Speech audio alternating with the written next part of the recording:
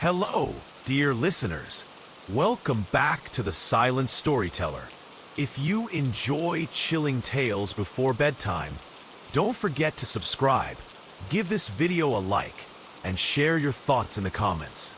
Every story has a secret waiting to be uncovered, and tonight's story comes from a quiet English town, where one particular house still whispers its warnings through the years. Now, let me take you to Sycamore Street in the small town of Shrewsbury, England. It was late autumn in 1987 when the first records of the house appeared in the local paper. The locals knew it simply as number 14, Sycamore Street, a modest two-story Victorian terrace with ivy creeping up its brick walls. At first glance, it looked like any other house on that row. Narrow front garden, faded wooden door, windows framed with peeling white paint. Yet, unlike the others, its curtains were always drawn, no matter the hour, and tenants never seemed to last more than a few weeks. The first tenant anyone remembered was a schoolteacher named Margaret Holloway, who moved in on the 3rd of November, 1987. She was 32, recently divorced, and had just taken a post at Meole Brace Secondary School. Colleagues said she was polite, soft-spoken, and eager for a fresh start. On her first evening, neighbors recalled her standing by the gate, holding a cup of tea, smiling faintly as she looked out at the sycamore trees that lined the street. By the second week, though, Margaret had stopped opening her curtains altogether. Her neighbor, an elderly man named Arthur Green, would later say that he heard her piano playing at odd hours, sometimes as late as 3 in the morning. Yet, when he asked her about it, Margaret swore she didn't even own a piano. One frosty morning, on the 20th of November, her classroom was found empty. She had not resigned, nor left a note. The police entered number 14 and found all her belongings still there. Clothes neatly folded in drawers, her handbag on the table, kettle half full of water. But no sign of Margaret herself. After that, the house remained empty until February of the following year, when a young couple, Daniel and Emily Carter, moved in. They were newlyweds, both in their 20s, full of life, and locals remembered how excited they looked carrying boxes into the house. They invited neighbors for tea, even promised to renovate the garden. But within 6 weeks, Emily was seen leaving in tears, dragging a suitcase behind her, Daniel following a few steps behind, pale and shaking. They never came back. When asked what had happened, neither of them would speak a word about the house. From then on, number 14 became a place of whispered warnings. Estate agents listed it cheap, almost begging for tenants, but every single person who moved in, whether for a few days or a few weeks, left in silence. Some claimed to hear footsteps in the attic at night. Others swore the house whispered their names when they were alone. The strangest account came in the spring of 1993, when a university student named James Whitfield rented the house while studying at the University of Wolverhampton. James was a logical young man, a skeptic of all ghost stories. He often invited his friends over for drinks, laughing off the reputation of number 14. But in his journal, found later by his sister, James wrote of a recurring dream that began the very night he moved in. In it, he saw a woman standing at the foot of his bed, her face hidden by a veil of black lace.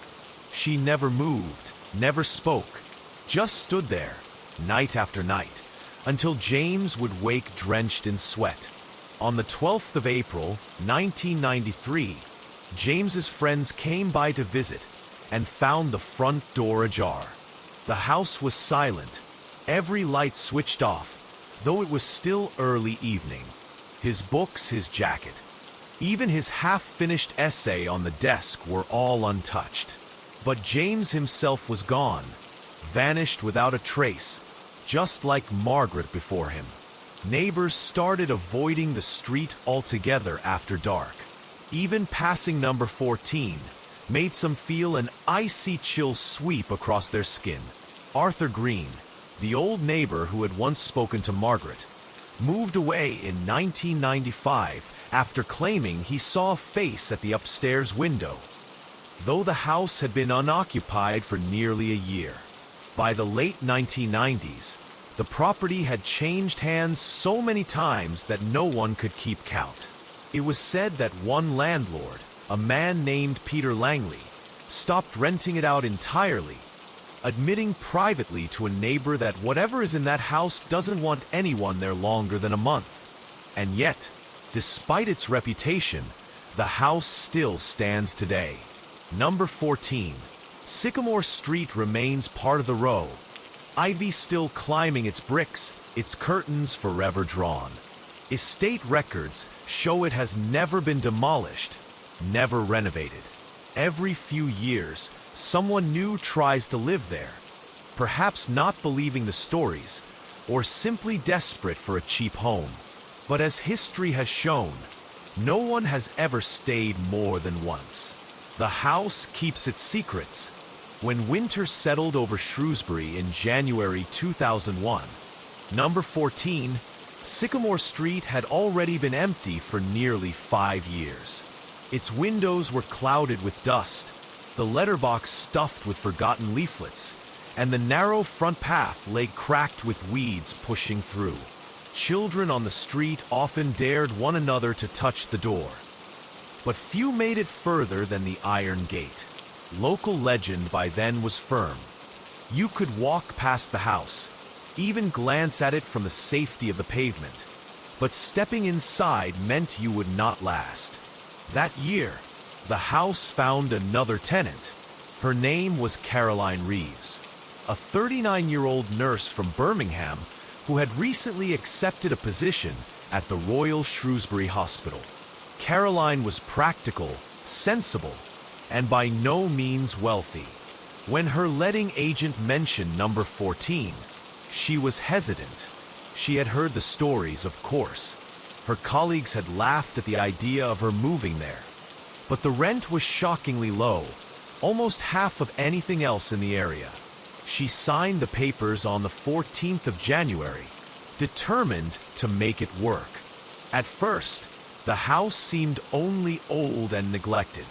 The wallpaper peeled in strips, the floorboards creaked when she walked, and the cold clung to her bones no matter how many times she turned on the small electric heaters.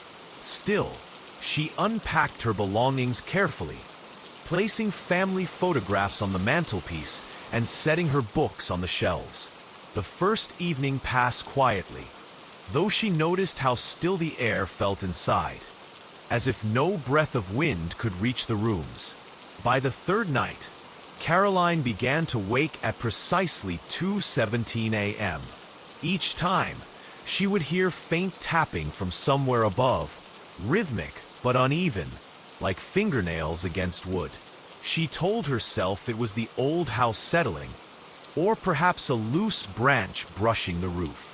Yet, when she climbed into the attic with a torch the following morning, she found nothing. No branches, no loose boards, just a stale smell of dampness and an old rocking chair in the corner, facing the small window that overlooked the street. She had no memory of seeing the chair when she first moved in. 2 weeks later, Caroline confided in a coworker named Hannah, explaining that she had begun to feel as if someone were watching her as she slept. Hannah laughed it off, reminding her of the house's reputation. "It's all in your head, love. People fill your mind with nonsense, and soon you believe it." Caroline tried to accept that explanation, yet she could not ignore the odd details. Her keys not where she left them, cups moved to the wrong shelf, the faint smell of smoke though she never lit a fire. On the evening of February 2nd, Caroline hosted her younger brother, Michael, who had come to visit for the weekend. Over dinner, She nervously joked about the tapping sounds, and Michael insisted on staying awake that night to see for himself. They sat together in the living room, a lamp casting a pale glow, the clock ticking loudly. At exactly 2:17 a.m., the tapping began. Michael froze, staring at the ceiling. The sound moved slowly across the house, from one corner to the next, before stopping above the living room. Then came the creak of the rocking chair in the attic. Back and forth, back and forth. Michael dashed upstairs with a torch, determined to prove it was nothing more than loose timber. Caroline followed reluctantly. When they opened the attic hatch, the chair was there, gently rocking though the air was perfectly still. Michael stepped closer, shining the beam of light across the dusty floorboards, and that was when Caroline saw it. Faint impressions on the floor around the chair, as though someone had been standing there, pacing. Michael refused to spend another night in the house, urging his sister to leave as soon as possible. But Caroline insisted she could manage. She had no other affordable option, and she told herself that fear could not dictate her life. She stayed. By late February, neighbors began to notice Caroline's behavior change. She rarely opened her curtains anymore, and when she did appear, her eyes looked hollow, with dark shadows beneath them. Arthur Green, now in his 80s and living down the street, told a friend that he once saw Caroline standing at the upstairs window for hours, unmoving, just staring down at the pavement as if waiting for something. On the 5th of March, Caroline failed to show up for her shift at the hospital. Calls went unanswered, and when a colleague stopped by number 14, the front door was ajar. Inside, the house was silent. Caroline's belongings were all in place, her coat still hanging by the door, her purse on the table. The kettle was half filled with water, yet she was nowhere to be found. The police conducted a search, but once again, the house yielded no answers. There were no signs of forced entry, no struggle, no clues at all. It was as though she had simply walked out of existence. Her brother Michael later admitted that, in the days before she vanished, Caroline had told him she often dreamed of a woman in black lace standing by her bed. Exactly the same vision described in the old journal of James Whitfield years earlier. The cycle continued. The house was abandoned again, left to rot while rumors grew. Some whispered that the woman in lace was Margaret Holloway, the teacher who had disappeared back in 1987. Others believed the house itself was alive, feeding on its tenants, ensuring that no one could remain within its walls. Historians grew curious.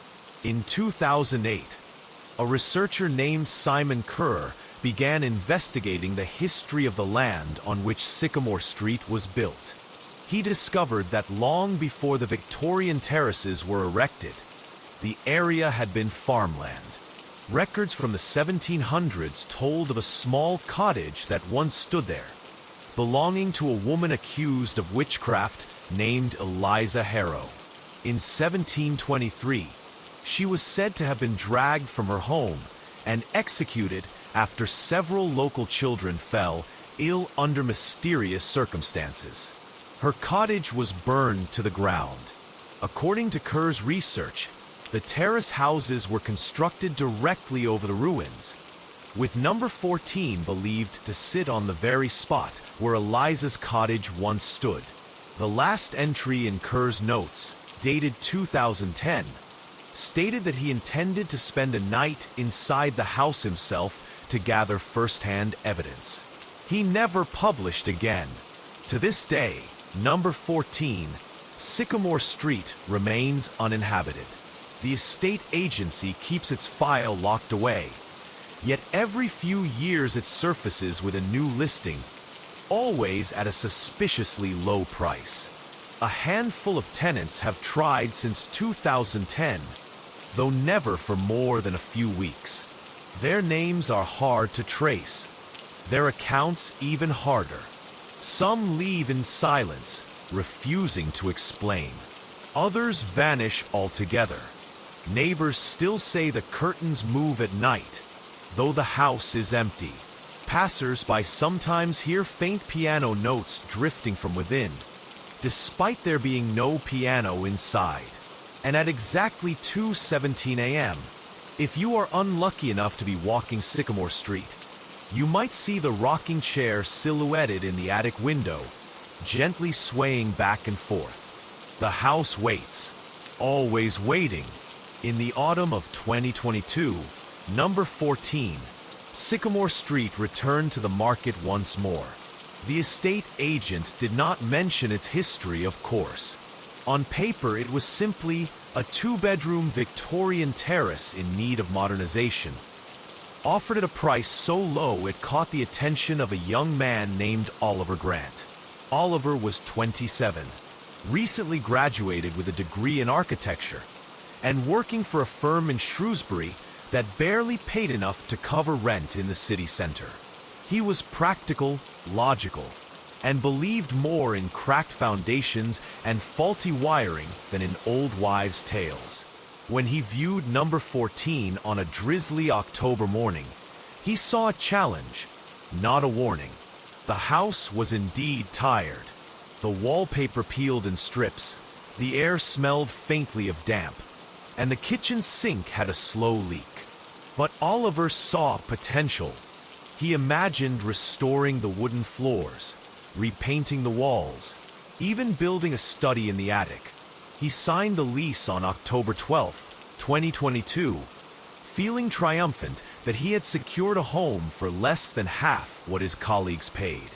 On his first night, Oliver set up a folding chair and a desk in the living room, his laptop casting a blue glow in the darkness. Outside, rain tapped gently on the window. The silence of the house was heavy, but he told himself it was no different from any other old building. He slept on a mattress on the floor, dreaming nothing unusual. But on the second night, at precisely 2:17 a.m., Oliver woke suddenly. His phone screen showed the time glowing in blue, and he realized he had been woken by a faint sound. Tap, tap, tap. It came from above, somewhere in the ceiling. He sat up, listening hard, then shook his head. Old pipes, he decided. Timber contracting in the cold. Nothing more. He forced himself back to sleep. A week later, the tapping had become a nightly occurrence. Always at the same time, always moving slowly across the ceiling. Oliver decided to prove to himself it was nothing. He climbed into the attic one evening with a strong torch and inspected every beam. There, in the far corner, he found it, the rocking chair. It was simple, wooden, coated in dust. He assumed it had been left behind by a previous tenant, though he was puzzled why it had not been mentioned by the agent. The chair faced the small attic window, its back legs slightly uneven as though worn from constant movement. Oliver tested it with his hand and found it rocked smoothly, despite the dust. He laughed softly to himself, convinced this was the source of the sound. He dragged the chair to the center of the attic and left it there. That night, at 2:17, the sound returned. This time it was not tapping but a slow creak, steady and measured, as if the chair were rocking back and forth.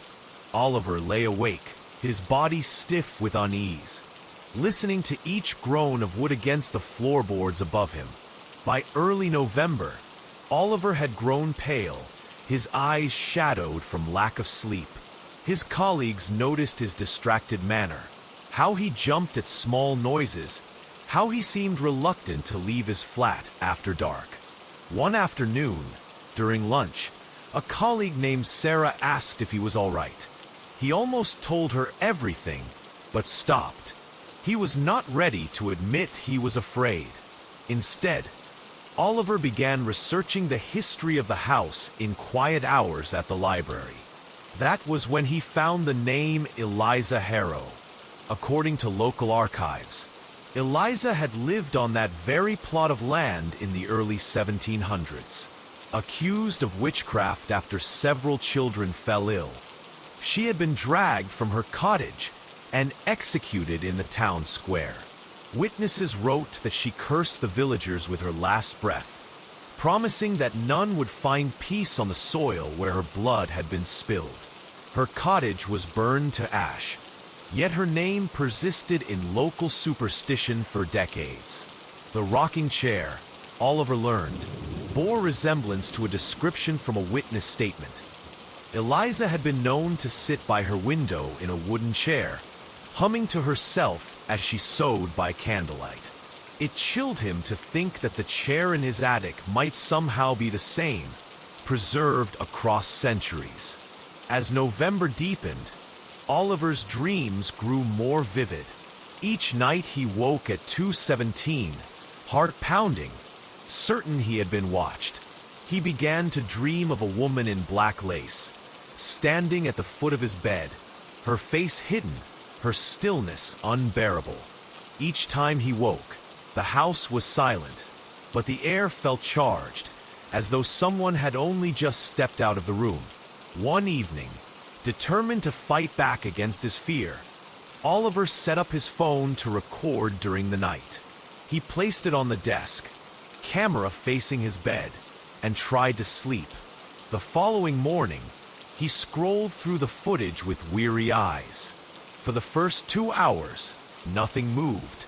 At 2:17, however, the recording changed. The sound began first, faint creaking, rhythmic, unmistakable. Then, on the edge of the frame, the rocking chair came into view. Though Oliver had left it in the attic, not the bedroom, the chair swayed gently back and forth, though no one sat upon it.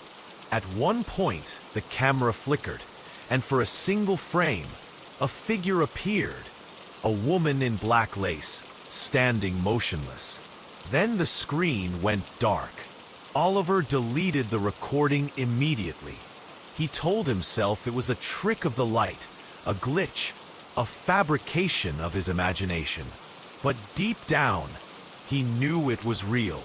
On the night of November 21st, Oliver tried to leave.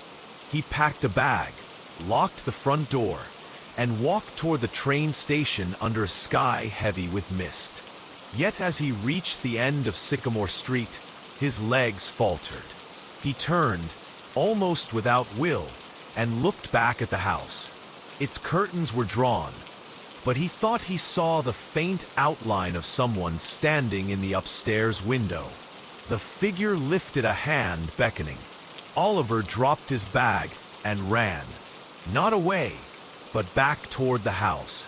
When he entered, the air was icy cold, his breath visible in the darkness. The rocking chair was in the living room now. Though he knew he had left it upstairs, it moved gently, back and forth, as though waiting for him. What happened after that night remains uncertain. Oliver's colleagues reported him missing 2 days later when he failed to appear at work.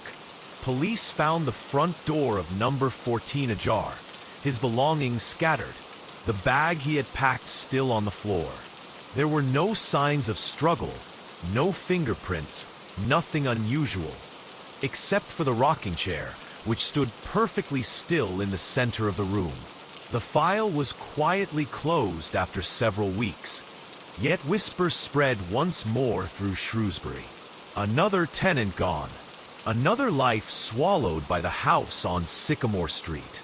In the months that followed, neighbors claimed to see movement inside the windows, though the property was officially empty. A delivery driver swore he heard piano music drifting from within one December evening. Though the house had no piano, children dared each other to run up the path, but none lasted longer than a few seconds near the door before fleeing in terror. By 2023, the estate agent had once again removed the listing. Number 14 returned to silence. Ivy crawling higher up its bricks, curtains closed as though to hide whatever waited inside. Yet those who live nearby say the house never truly rests. At 2:17 a.m., they insist, lights sometimes flicker in the windows, and the faint creak of a rocking chair can be heard, swaying endlessly back and forth, back and forth. And so the cycle continues. The house does not keep its tenants, nor their secrets. It waits, patient and unyielding, for the next soul bold enough, or foolish enough, to cross its threshold. By the summer of 2023, number 14, Sycamore Street stood in a state of eerie stillness once again. Its garden was overgrown with nettles, its bricks streaked with rain, and its curtains, as always, drawn tightly shut. The neighbors had learned not to speak of it openly. People whispered only when passing, lowering their voices as if the house itself might overhear. Yet, silence could not erase curiosity. That was how a researcher named David Harland became involved. David was 42, a lecturer in psychology at the University of Chester. He specialized in the study of mass hysteria, folklore, and the power of belief. When he stumbled across an article online mentioning the cursed house of Sycamore Street, he saw not a haunting, but a case study in how stories could shape perception. He decided to investigate. David first visited Shrewsbury on a bright July afternoon. The town was bustling, summer tourists filling the market square. Yet when he turned onto Sycamore Street, the mood shifted. The houses there looked ordinary enough. Rows of terraced homes with hanging baskets and bicycles leaning against gates. But number 14 stood out instantly. Its ivy had grown thicker than ever, swallowing half of the doorway, and its windows seemed darker than the rest. Even in daylight, the house looked as if shadow clung to it. He stood at the gate for several minutes, notebook in hand, sketching its outline. A woman passing with her dog paused and asked quietly, "You're not thinking of going in there, are you?" Her voice carried a mix of concern and warning.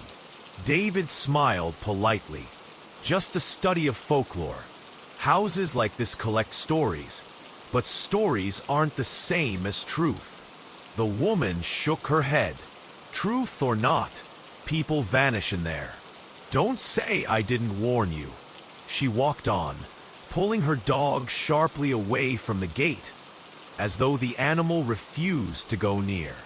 David secured permission from the absent landlord to stay inside the property for 2 weeks, under the condition that he documented his experiences. He brought equipment, cameras, audio recorders, motion sensors, even a device to measure electromagnetic fields. His goal was simple: to prove that the so-called haunting of number 14 was nothing more than a combination of superstition, sleep disruption, and environmental factors. On the evening of July 14th, 2023, David unlocked the front door and stepped inside. The air was stale, filled with a scent of dust and something faintly metallic. He set down his bag and switched on a lamp. The living room greeted him with bare walls, faded wallpaper curling at the edges, and of course, the rocking chair standing quietly in the corner. He chuckled to himself. "The famous chair," he murmured, running a hand along its wooden armrest. He made a note. Furniture likely left behind by tenant. Central object in multiple accounts. Possible trigger for psychological suggestion. That first night passed without incident. He reviewed the recordings in the morning and found only the creaks and groans of an old house. He was pleased. It seemed to confirm his theory that the legend was exaggerated. But on the second night, precisely at 2:17 a.m., David woke suddenly. He was unsure what stirred him. Perhaps a sound, perhaps the weight of silence pressing too heavily on his chest. He sat up, listening. From above, faint but clear, came the slow, rhythmic creak of wood against wood. The rocking chair. He rose, gripping his torch, and climbed the stairs. The attic hatch loomed overhead. He pulled it down and shone the light upward. The chair was there, rocking gently, though the air was utterly still. He filmed it for 5 minutes, whispering commentary to himself. Possible draft. Structural movement. Check ventilation. Yet his voice trembled despite his reasoning. The following nights only deepened the strangeness. His equipment malfunctioned. Batteries drained faster than they should. Cameras cut to static at 2:17 precisely, and audio recordings picked up faint whispers just at the edge of hearing. When he slowed the audio, the whispers formed a name. It was repeated again and again in a voice neither male nor female. Eliza. By the end of the first week, David began to dream. Each night, he saw a figure standing at the foot of his bed, veiled in black lace, her face obscured. She never moved, never spoke, but the dreams grew longer and more vivid. When he woke, he swore he could still smell smoke in the air, as though from a long extinguished fire. On July 21st, desperate to make sense of it, David returned to the archives. He traced more of Eliza Harrow's history, reading court documents and witness testimonies from her trial in 1723. The villagers had accused her of poisoning wells, of bewitching children, of making livestock sick. But one detail stood out to David more than the rest. She had been dragged from her home at dawn, clinging to her rocking chair. When the mob burned her cottage, they left the chair in the ashes, declaring it cursed. David shivered. The resemblance was undeniable. Could the same chair have survived 2 centuries hidden, passed from house to house until it returned to the very soil where Eliza had died? The rational part of his mind resisted, but the evidence gnawed at him. That night, he set up every camera he owned, focused on the chair. He stayed awake in the living room, determined to watch it through until morning. At 2:17, the air grew cold enough to frost his breath. The chair began to rock, slowly at first, then with more force, as though an invisible weight pressed upon it. David whispered into his recorder, chair moving without contact. No visible draft. Temperature drop confirmed. His words faltered as he saw something new. The faint outline of a figure sitting in the chair. Not solid, not clear, but a shimmer of presence, a darkness within darkness. The veil of lace hung across its face. He stumbled backward, knocking over the lamp. The room plunged into darkness, save for the faint red blink of his recorder. In that moment, he heard a voice, not in his ears, but in his head, a whisper that filled him completely. You cannot leave. The days that followed blurred. David continued his recordings, but his notes grew erratic, scrawled in uneven handwriting. He wrote of voices in the walls, of footsteps pacing his room at night, of seeing Eliza in every shadow. His colleagues, worried by his silence, called repeatedly, but he did not answer. On the morning of July 29th, a neighbor noticed the front door of number 14 standing open. Police were called. Inside, the house was silent, empty. David's equipment remained scattered across the floor, his notebooks filled with rambling accounts that made less and less sense. But of David himself, There was no trace.